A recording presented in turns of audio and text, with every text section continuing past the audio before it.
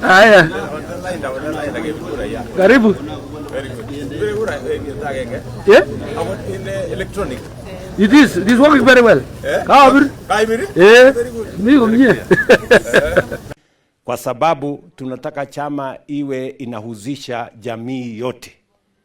Kutoka wazee, kina mama, vijana, PWDs, wafanyabiashara, professionals, wakulima na kila mtu. Na mimi nimefurahi ya kwamba watu wengi wamejitolea, sio hapa peke yake, katika counties 20 katika taifa letu la Kenya. Kufikia jana tulikuwa na candidates kama hawa wetu tumewapigia kura hapa, kina Gladys nani watu ambao tumepigia hapa, Biwot nani, sitaki kusema sana wale wengine kwa sababu kila mtu anaenda kupigia mtu yake kura. Si namna hiyo? Tulikuwa na candidates 1370 wanaomba kura katika viti mbalimbali katika counties zetu 20. Na leo Wakenya mamilioni watajitolea kupiga kura ndio tuwachague viongozi watakao simamia chama. Chama ni ya muhimu kwa sababu chama ndio inatengeneza sera. Na ile sera chama inatengeneza ndio inatumiwa kuendesha serikali. So chama ndio inaendesha serikali. Kwa sababu ile mpango ya bottom up tulianza hapa mashinani na watu wa chama. Ndio tukapanga, tukafanya mikutano kila county, wanachama wakasema tunataka mambo iende namna hii, tunataka kilimo iende namna hii, tunataka elimu iende namna hii, tunataka biashara isimamiwe namna hii. Mkasema tuweke biashara ndogo ndogo, mkasema tuweke CBC tunyoroshe, na mambo ya funding ya watoto wetu shule tunyoroshe, mkasema tupange mambo ya kilimo vizuri, na nyinyi ni washahidi ya kwamba mambo ya kilimo tumepanga vizuri. Ile mbolea ilikuwa imepotea na bei ya karibu shilingi 5,000, 6, 7. Leo tunanunua mbolea shilingi ngapi? 2500, si namna hiyo? Na hata saa hii mbolea tayari imejaa kwa store ya kutumia katika upanzi mwezi wa pili, mwezi wa tatu, mwezi wa 4. Na sio hapa peke yake. Hiyo mbolea ni kila mahali. Tunatumia pesa ya serikali kupunguza gharama ya mbolea. Na mimi nataka niwashukuru wakulima Kenya mzima, wamefanya bidii, wamezalisha chakula. Leo Kenya tuko na chakula ya kutosha. Ile bei ilikuwa imeenda juu ya chakula imepungua kwa kiasi, na pia mkulima anapata haki yake. Si namna hiyo? So mambo ya CBC tumesimamia vizuri, mambo ya uchumi ya Kenya ambayo ilikuwa karibu ipotee sasa iko stable. Na mimi nataka niwahakikishia kwamba yale mambo tulikubaliana na nyinyi, tushughulikie wakulima, tushughulikie wananchi kupitia kwa ile mpango yetu ya bottom up.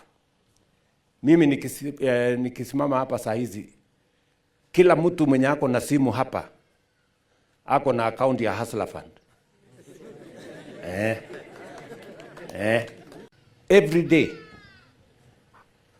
150 million shillings is borrowed from Hustler Fund every day.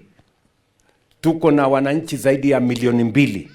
Huyu anakopa 500, mwingine anakopa 2,000, mwingine anakopa 5,000, mwingine anakopa 20,000.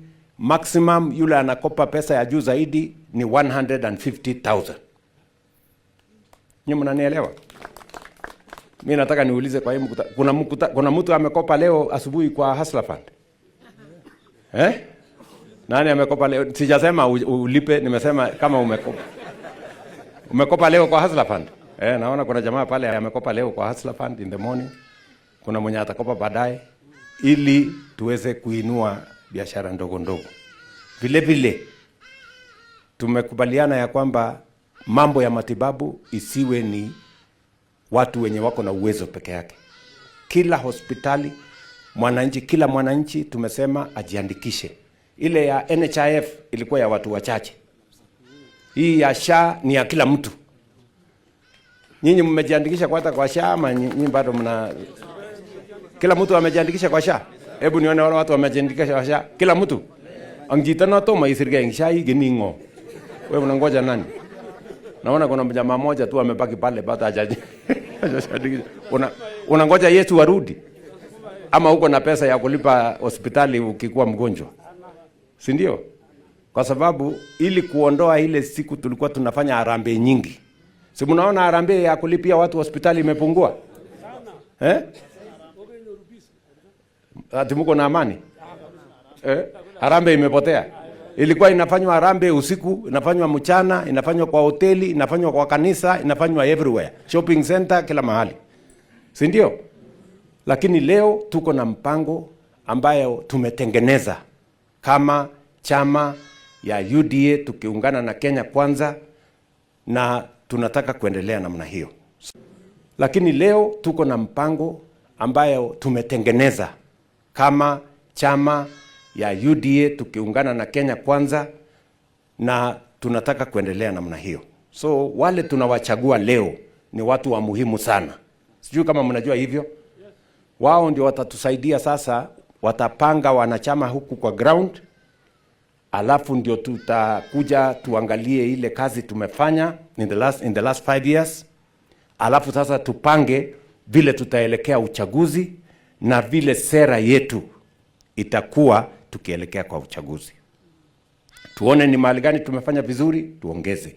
Tuone ni mahali gani inahitaji kurekebishwa, turekebishe. Ndio tuhakikisha kwamba tunaendesha mambo ya Kenya vile inavyopaswa.